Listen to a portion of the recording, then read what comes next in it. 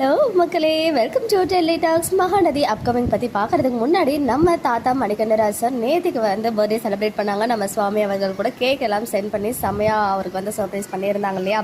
So அந்த cake பிக்சர்லாம் அவங்களே வந்து ஷேர் பண்ணியிருந்தாங்க சோஷியல் மீடியாவில். அதை தொடர்ந்து நேற்றுக்கு நைட் வந்து சில அழகான பிக்சர்ஸ், கேக் கட்டிங் பிக்சர்ஸ்லாம் வந்து ஷேர் பண்ணியிருந்தாங்க. சேம் கேக் தான். அதை வந்து அவங்க ஃபேமிலி கூட வீடியோ காலில் தனியாக தான் வந்து கேக் கட் பண்ணியிருக்காங்க. ஸோ கொஞ்சம் கஷ்டமாக தான் இருந்துச்சு. பிகாஸ் அவங்க ஃபேமிலி மெம்பர்ஸ் எல்லாருமே துபாயில் இருக்காங்க போல். தாத்தா மட்டும் தான் சென்னையில் இருந்து இப்போ ஷூட்டிங் பேக் டு பேக் வந்து ஆக்ட் பண்ணிட்டு இருக்காங்க. ஸோ அவருடைய பேஷனுக்காக இந்த அளவுக்கு இங்கேருந்து ஒர்க் பண்ணிட்டு இருக்காங்க. ஸோ அதுலேருந்தே அவருடைய ஆக்டிங் மேலே எவ்வளோ லவ் இருக்குது அப்படின்றது புரிய வந்துச்சு. எனிவேஸ் ஃபேமிலியை விட்டு மிஸ் பண்ணிட்டு இருக்காங்க. நிறைய பேர் வந்து உங்களுடைய ஃபேமிலியாக நாங்களும் இங்கே இருக்கோம் தாத்தா அப்படின்னு சொல்லியிருந்தாங்க.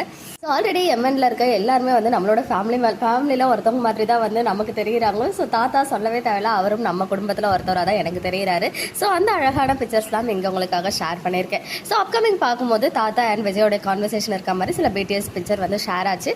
பக்கத்துலேயே ராகினியும் உட்காந்துட்டு இருக்காங்க. அந்த முன்னாடி டேபிளில் ஏதோ பேப்பர் இருக்கே அப்படின்னு சொல்லியிருந்தீங்க. கண்டிப்பாக கான்ட்ராக்ட் ரிவில்லாம் வந்து இருக்கும், பட் எவ்வளோ சீக்கிரம் இருக்காது, கொஞ்சம் நாள் ஆகும் அப்படின்னு தான் தோணுது. ஸோ அது வந்து ஜஸ்ட் ஒரு நியூஸ் பேப்பர் மாதிரி தான் ஜூம் பண்ணி பார்க்கும்போது தெரியுது. ஸோ அது ஒரு சைடு இருக்கு. அதாவது வெண்ணிலா வந்த அன்னைக்கு நைட்டு எடுத்த சீன் தான் இது. பிகாஸ் சேம் காஸ்டியூம்ல விஜய் அண்ட் தாத்தா ஏதோ சிவியரான ஒரு கான்வர்சேஷன்ல இருக்காங்க, அதாவது சீரியஸான கான்வர்சேஷன்ல இருக்காங்க.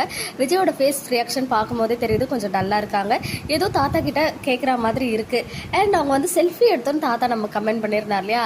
எனக்கு என்னமோ அது செல்ஃபின்னு தோணலை. பிகாஸ் அவ்வளோ சீரியஸான விஷயங்கள்லாம் நடந்துட்டு இருக்கும்போது இவங்களால எப்படி செல்ஃபி எடுக்க முடியும்? ஒருவேளை ராகினியை வந்து டேஸ்ட் பண்றதுக்காக எடுக்கிறதுக்குமே பாசிபிலிட்டிஸ் இருக்குதான். இருந்தாலும் பார்ப்போம். எனக்கு என்னமோ அதை பார்க்கும்போது வீடியோ காலில் இருக்க மாதிரி தான் தோணுச்சு. தாத்தாவுடைய அட்வைஸ் படி மேபி யாராவது டாக்டர் ஆர் இந்த ட்ரீட்மெண்ட் ரிலேட்டடாக பேசுவாங்க அப்படின்றது என்னுடைய கணிப்பு. ஸோ கண்டிப்பாக இது வந்து நெக்ஸ்ட் மண்டே வந்து டெலிகாஸ்ட் ஆகிற மாதிரி காமிப்பாங்க. அதர்வைஸ் நாளைக்கே ஃபர்ஸ்ட் ஆஃப் வந்து அதை முடிச்சுட்டு செகண்ட் ஆஃப்ல இந்த சீன்ஸ் டெலிகாஸ்ட் ஆகிறதுக்கு ஹைலி சான்சஸ் இருக்கு. அதர்வைஸ் காவேரி எங்கேயாவது காணாமல் போகிற மாதிரி காட்டுறாங்களா என்னன்னு தெரியல. இன்னும் சில பேர் வந்து சொல்லிருங்க, சிஸ்டர் கொடைக்கானல் ட்ராக்லாம் வர்றதை பார்க்கும்போது ஏன் தாத்தாவே விஜயும் காவேரியும் சேர்த்து அனுப்பி வச்சிருக்கக்கூடாது அப்படின்னு சொல்லியிருந்தீங்க.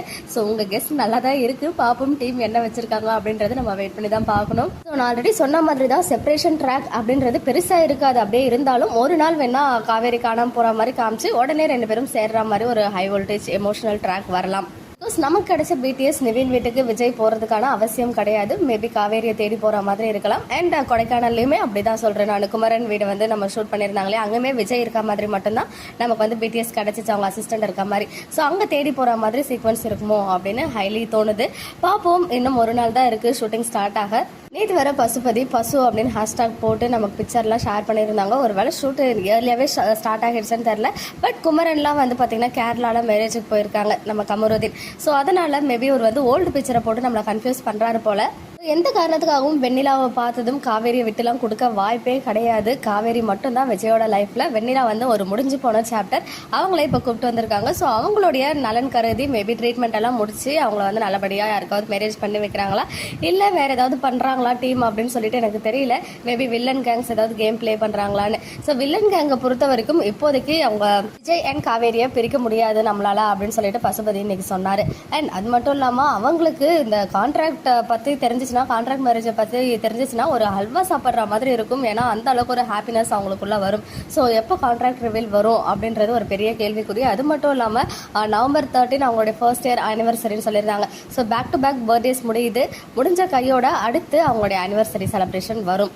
மேபி நான் ஆல்ரெடி ஒரு ப்ரெடிக்ஷன் வீடியோ ஷேர் பண்ணியிருந்தேன். 500th எபிசோட் ஸ்பெஷலாக அந்த ஆனிவர்சரி அண்ட் இந்த கான்ட்ராக்டை கிழிஞ்சு போடுற மாதிரி தருணங்கள்லாம் வந்துச்சுன்னா நல்லா தான் இருக்கும். ஸோ பார்க்கலாம் என்ன நடக்குது அப்படின்னு சொல்லி.